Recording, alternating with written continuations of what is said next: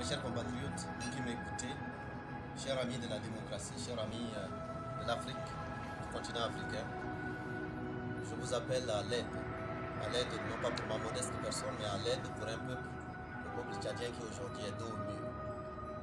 Dos au mur face à une confiscation du pouvoir, dos au mur face à l'exclusion, dos au mur face à l'injustice qui a été érigée en mode. Je suis à un endroit aujourd'hui d'où je vous parle, à l'ambassade des États-Unis, où j'ai trouvé refuge avec de nombreux autres Tchadiens et Tchadiennes. Je suis à un endroit où je ne devrais pas être. Mais on nous a accueillis dans une sorte d'assistance aux personnes en danger.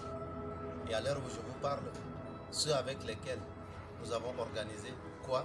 La marche pacifique du peuple pour exiger la justice, l'inclusion et l'alternance qui ont été pourchassés avec nous, dont certains ont été arrachés, enlevés même, je dois dire, aux portes de l'ambassade des États-Unis.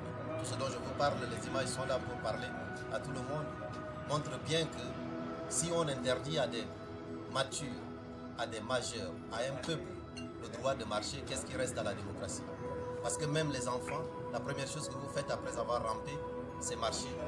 Dans une démocratie, on ne peut pas interdire à un peuple de marcher, surtout quand ce peuple est pacifique. Et cette première marche du peuple s'est soldée par des centaines d'arrestations dans tout le pays. C'est une marche qui est une première dans l'histoire de notre pays.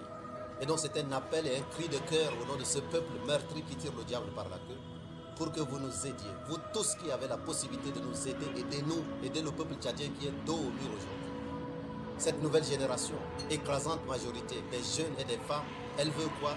Elle veut la liberté. Vous avez vu des mamans marcher torse nu.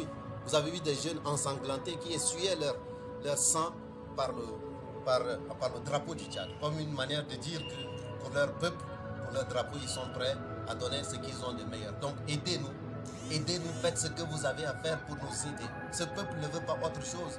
Sur 16 millions de Tchadiens, 15,5 millions n'ont pas accès aux droits de base. L'eau, l'électricité, les conditions de soins. Nous sommes derniers dans tous les classements de ce qui est important pour la nation. Donc oui, il y a deux drames dans le monde aujourd'hui. Le premier drame du XXIe siècle, c'est le drame du terrorisme, contre lequel il faut combattre.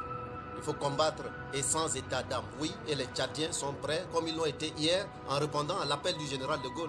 Ces soldats qui étaient braves hier, tous les régimes qui se sont succédés au Tchad ont eu des soldats braves. Ceux qui avaient répondu à l'appel au sauvetage de la France par le général de Gaulle, ce n'étaient pas les soldats formés par ce monsieur qui est là aujourd'hui au pouvoir. Mais après 5 mandats cumulés à 31 ans, a-t-on besoin encore de confisquer le pouvoir?